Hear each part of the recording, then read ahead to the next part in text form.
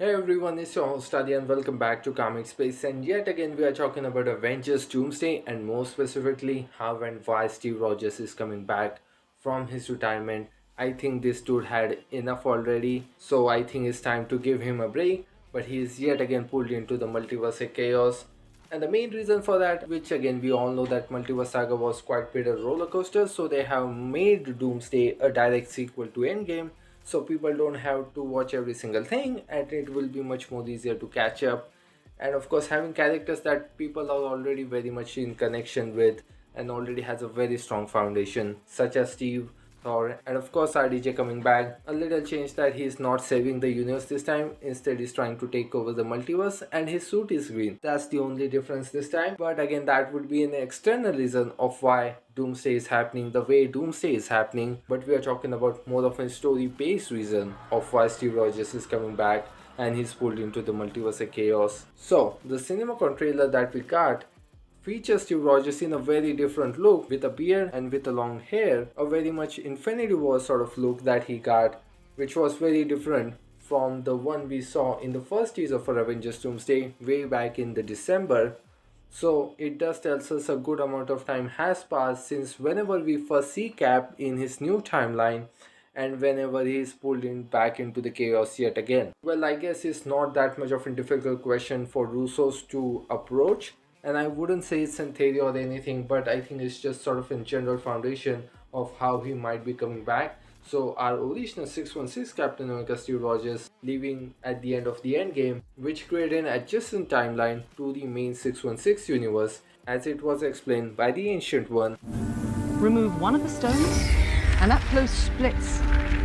Now, this may benefit your reality, but my new one, not so much. In this new branch reality, without our chief weapon against the forces of darkness, our world would be overrun. Millions will suffer. Which was one of the reasons that caused an incursion, which also includes Peter messing up the spell in No Way Home.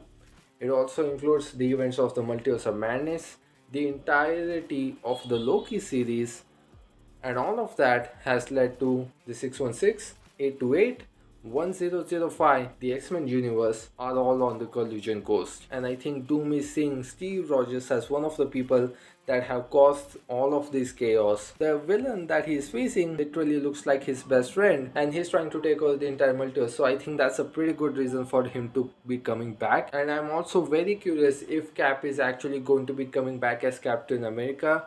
At the moment, Sam Wilson is the Captain America, and I don't think so they are going to be making any major changes to it. Of course, Steve and Sam probably are going to be meet again. They're going to have a conversation.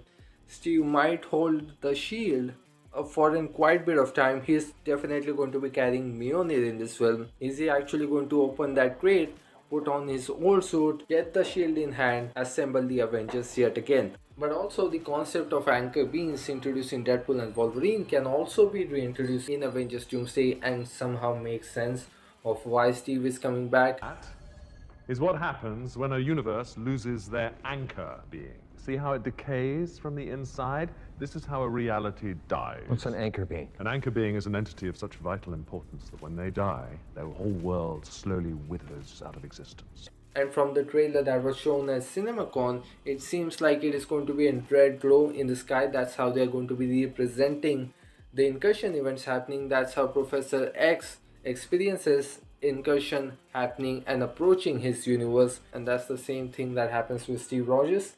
And he's pulled back into the chaos yet again. He's trying to save his timeline, save 616. And I'm also very curious if his role is going to be confined to only Doomsday.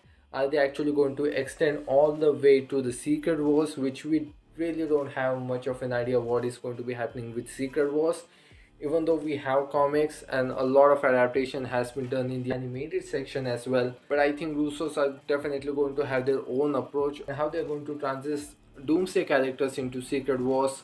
And I think even for Russos that they are coming back after quite some time, and I think they have their own approach of how they adapt all of these characters, their own process. Of course, Stephen McFeely is coming back, and those guys, that sort of the creative group that is Ken Feige, Russo brothers, Stephen McFeely, those guys have their own process and their own approach of how they adapt these storylines.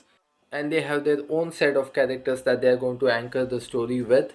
So it is going to be very interesting of how they're actually going to be not just handling all of these characters, but a lot of these different arcs, different characters interacting with each other, and that sort of the group that is going to be with Thor, Steve Rogers, and Fantastic Four, and the how and why of these major characters.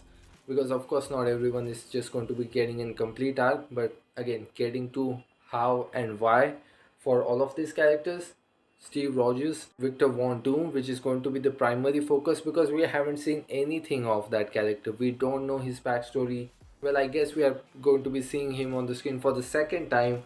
We did get his first look in the Fantastic Four post-credit scene, but that wasn't much. We only got to see his mask as we all patiently wait for that first teaser trailer for Avengers Doomsday. What is the tone of the film? What is the vibe of the film? And how RDJ is trying to play out this Victor Von Doom thing? I think it is going to be very interesting. It is already very exciting, I don't have to say that. Well, moving forward, we are going to be talking a lot more about Avengers Doomsday, a lot more about other stuff as well, a lot of DC stuff as well. So stay tuned for that. This is your host Ali signing off. Thanks to listening to me. I will see you in the next one.